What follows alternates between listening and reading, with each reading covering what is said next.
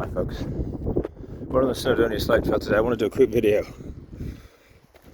on effort and workout, especially if you work on hills as part of your training or mountains. Hello, you have to forgive my wind-blown hair today, guys. I think most of you know that my story was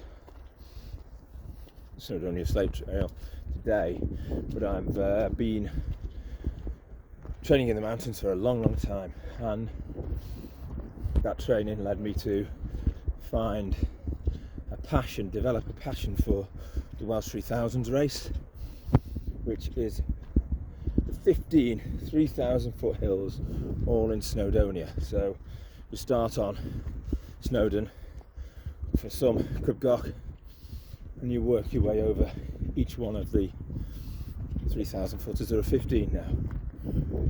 That work ultimately led me over the course of the next 7 years to win my mountaineering club's Welsh 3000s race, and I did that for 7 consecutive years.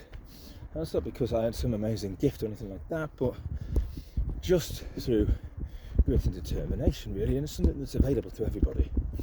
The mountains, though, do require a different training mindset, and if you're a trail runner, you've probably experienced that yourself. You'll have seen environments like this,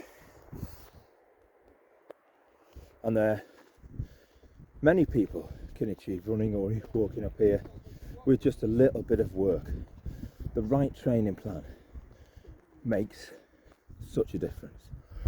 My advice is simply to go back to basics.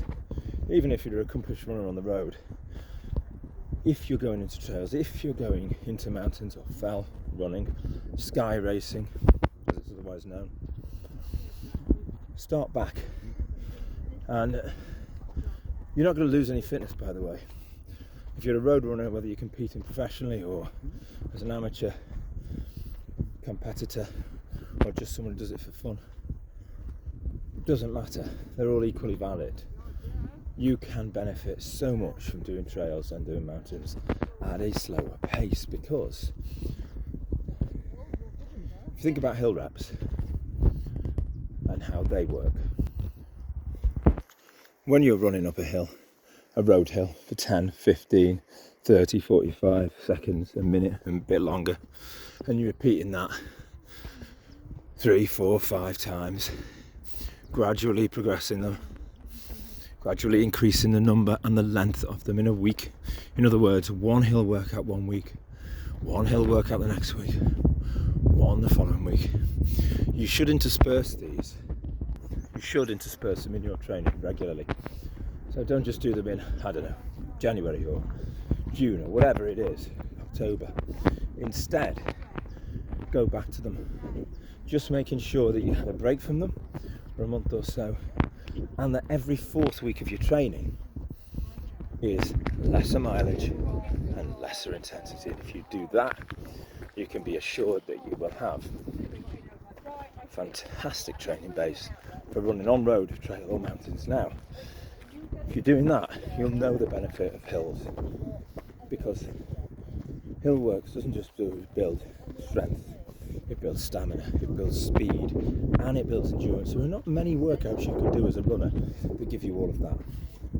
Think about that. That's on the road for seconds a couple of times a week. If you go back to basics, let's say like I did, I went right back to Couch to 5k, Couch to 10k, then to half marathon, and I did my long runs only. Even on the Couch to 5k, the long run was done on the trails. I started at low level, 100,000 feet, and then the next training year I built it up to 2,000, and the following year 2,500, 3,000 feet or above. So you can see and that's not full calendar years, by the way, that's training years, so that might be 6-month windows, etc. So if you're doing that approach, you'll be training the hills in no time. There's a lot more to it, but for this video, that's a great intro to how I might structure your training and how you should do.